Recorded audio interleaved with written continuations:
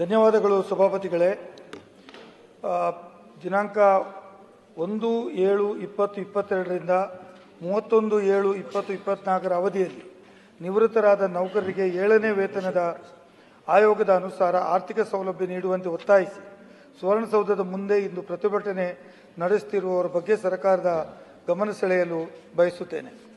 ಸರ್ಕಾರವು ಸರ್ಕಾರಿ ನೌಕರರಿಗೆ ವೇತನ ಭತ್ಯೆಗಳನ್ನು ಪರಿಷ್ಕರಿಸಲು ಹಾಗೂ ಪಿಂಚಣಿದಾರರ ಪಿಂಚಣಿಯನ್ನು ಪರಿಷ್ಕರಿಸಲು ಡಾಕ್ಟರ್ ಸುಧಾಕರ್ ರಾವ್ ಅವರ ನೇತೃತ್ವದಲ್ಲಿ 7ನೇ ವೇತನ ಆಯೋಗವನ್ನು ರಚಿಸಿತು.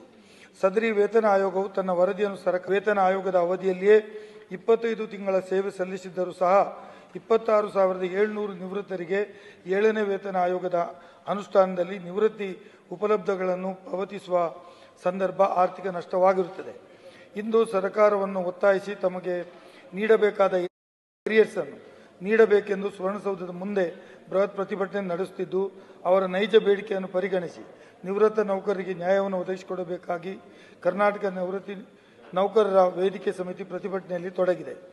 ಇದರೊಂದಿಗೆ ಸರ್ಕಾರಿ ನೌಕರರ ನೈಜ ಬೇಡಿಕೆ ಆಗಿದ್ದು, ಸುಮಾರು 26,700 ನೌಕರರಿಗೆ ಆರ್ಥಿಕ ನಷ್ಟ ಉಂಟಾಗಿದ್ದು, ಈ ಬೇಡಿಕೆಯನ್ನು ಕೂಡಲೇ ಸರ್ಕಾರ ಈಡೇರಿಸುವಂತೆ ಅದನ್ನು ಸರಿಪಡಿಸಬೇಕೆಂದು ಕೈಗೊಳ್ಳಬೇಕೆಂದು ಧರಣಿ ನಡೆಸುವ ಸ್ಥಳಕ್ಕೆ ಭೇಟಿ ನೀಡಿ ಅವರ ಬೇಡಿಕೆಯನ್ನು ಈಡೇರಿಸುವಂತೆ ಇದೊಂದು ಸಾರ್ವಜನಿಕ ಮಹತ್ವವುಳ್ಳ ವಿಚಾರವಾಗಿರುವುದರಿಂದ ಶೂನ್ಯ ವೇಳೆಯಲ್ಲಿ ಮಾನ್ಯ ಮುಖ್ಯಮಂತ್ರಿಗಳ ಮುಂದೆ ಪ್ರಸ್ತಾಪಿಸಲು ಬಯಸುತ್ತೇನೆ.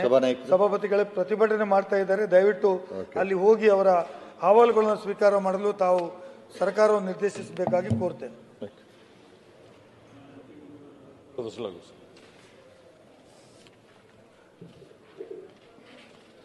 ರಮೇಶ್ ಬಾಬು.